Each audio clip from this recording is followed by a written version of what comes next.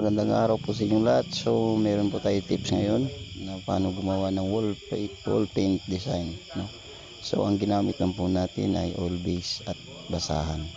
Yung oil base po natin ginamit na pintura, yung hinalo kong pang mix ay Rosena at Venetian red at black. So, oil base po yan, no? Yung ginamit natin. So, tingnan nyo na lang po, no, hanggang sa matapos kung paano ko po ginawa para may makuha po kayong tips paano magde-design. Thank you.